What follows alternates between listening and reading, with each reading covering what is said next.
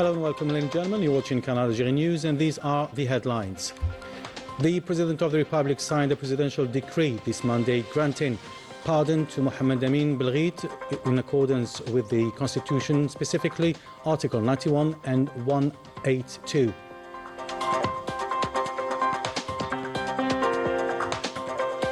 The President of the Republic received the Chief of Staff of the Jordanian Armed Forces, who delivered a message from the Jordan sovereign to the President of the Republic.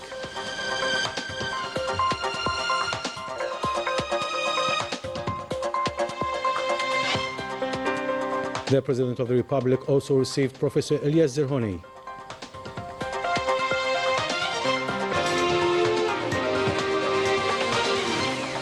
The President of the Republic, Ahmed Tebboune, also received the Ambassador of the Republic of Korea, who paid him a farewell visit at the end of his mission in Algeria. We will review the decision announced on Sunday during the Council of Ministers, namely the increase of 5% and 10% for the retirees. Welcome back. The President of the Republic, Ahmed Tebboune, signed a presidential decree this Monday granting a full remission of the remaining sentence to the definitely convicted prisoner, Belghit Mohammed Amin. The pardon is granted by virtue of the Constitution, specifically Article 91, paragraph 7 and 8, Article 182, and based on advisory opinion issued by the High Judicial Council in accordance with the provisions of Article 182 of the Constitution. The President of the Republic, Supreme Chief of the Armed Forces, Minister of National Defense, Ahmed Tebboune, received this Monday the Major General Youssef Hunaiti, Chief of the Joint Staff of the Jordanian Armed Forces, carrying a message from the King of Jordan to the President of the Republic. The audience was held with the presence of the Army General Saeed Chingriha, Minister Delegate to the Minister of National Defense, Chief of Staff of the People's National Army, and the Chief of the Cabinet at the Presidency, Boualem Boualem. The President of the Republic, Ahmed Tebboune, received this Monday Professor Ilyas Zerhouni. The audience was held with the presence of Professor Canal, Director of the National Agency of Health and Safety.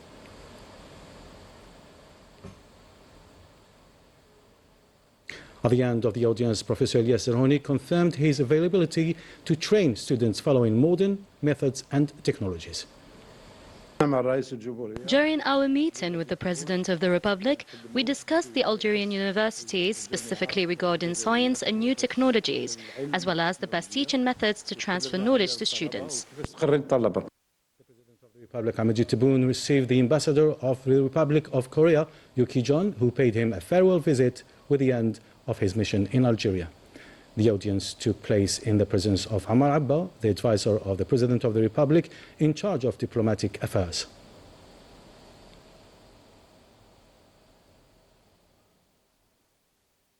At the end of the meeting, the Ambassador of the Republic of Korea welcomed the special attention given by the President of the Republic to strengthening cooperation between the two countries. We'll listen. It is a tremendous honor to have been received by President Abdelmajid Tebboune. This meeting marks the conclusion of my mission as Ambassador of the Republic of Korea to the People's Democratic Republic of Algeria. I had the honor of representing Korea in a country that occupies a special place, not only as a unique strategic partner on the African continent, but also as a friend in the fullest sense of the word. This is therefore a precious opportunity to look back on the progress made and to look ahead to the future. During my 2.5-year tenure in Algeria, I witnessed a renewal of our partnership, thanks in large part to President Abdelmajid Tebboune, who paid particular attention to strengthening joint efforts with the Republic of Korea. Today, cooperation between our two countries has gone beyond the economic sphere to encompass defense and security, as well as cultural exchanges and people-to-people relations, further strengthening our fraternal ties. Our trade relations are solid. The cooperation between our two countries has developed a steady pace to the point that bilateral trade exceeded 3.9 billion in 2024, demonstrating the scale and vitality of our cooperation. The two governments are actively working to revive the work of the Algerian-Korean Joint Commission, while Korean companies are demonstrating their willingness to contribute in a concrete and effective manner to the ambitious industrial development program. I would also like to commend Algeria's activity role on the international stage, as well as its support for my country. Algeria and Korea have worked closely together within the United Nations Security Council. And finally, I wish Algeria and the great Algerian people every success, prosperity and achievement. The 2026 Finance Bill takes into account comprehensive measures that aim to reinforce investment and social gains, as well as a considerable minimum wage increase. Manal Bubuga. The 2026 Finance Bill contains articles and figures based on important economic indicators that preserve the state's major financial balance and combine intensified development investment with a commitment to the social aspect of the state. This approach is clearly reflected in the economic file, which makes the bill a priority, as the government has allocated a considerable financial envelope for wages, reflected in an increase in the minimum wage guaranteed from 20,000 to 24,000 dinars, starting in January 2026. This increase is the first of its kind since the guaranteed minimum wage was raised in recent years. Unemployment benefits were also raised from 15,000 to 18,000 dinars, with a full health coverage, to ensure a minimum income that preserves the dignity of the citizens during their search for employment. In enacting the budget law, the public authorities focused on preserving the legal capacity of citizens, improving the living conditions, reducing the burden on consumers and maintaining price stability. Social transfers amounted to approximately 6,000 billion Algerian dinars, equivalent to 46 billion US dollars, which is the one-third of the budget. The 2026 Finance Bill did not include any new taxes, easing the economic burden on citizens. The text reflects the state's orientation towards financing the national economy through major investments with a return on investment in an effort to diversify the economy and reduce dependence on hydrocarbons, despite adopting a conservative reference price for a barrel of oil at $60. It is a vision that will give a strong boost to the entrepreneurial ecosystem, with the goal of creating 20,000 startups by 2029. Through unprecedented incentives, including the extension of major tax exemptions, which charts a course for a more cohesive national economy with diversified sources, showcasing social stability and protecting the prevailing economic balance. The 2026 financial law reinforces social protection, boosts incomes, supports investments and drives economic diversification while easing the burden on households. Najatiyar. The 2025 Finance Law enshrines the state's social commitment through a significant wage budget, raising the national minimum wage from 20,000 to 24,000 dinars as of January 2026. In parallel, the unemployment allowance increases from 15,000 to 18,000 dinars with full health coverage, reaffirming the authorities' determination to protect job seekers' income and dignity while maintaining financial stability and supporting investment. Nearly 6,000 billion dinars in social transfers, around $46 billion, close to one-third of the state's budget, underscore the new finance law's strong focus on protecting purchasing power, easing consumer burdens, improving living conditions, and ensuring price stability. The 2026 Finance Law imposes no new taxes, easing the fiscal pressure on households, while reaffirming the state's strategic commitment to drive the national economy through major high-value-added investment projects, accelerate economic diversification, and reduce reliance on hydrocarbons with a cautious reference oil price set at $60 per barrel. This vision is reinforced by robust support for the entrepreneurial ecosystem, aiming to create 20,000 startups by 2029, backed by targeted incentives and extended tax exemptions to drive innovation and growth.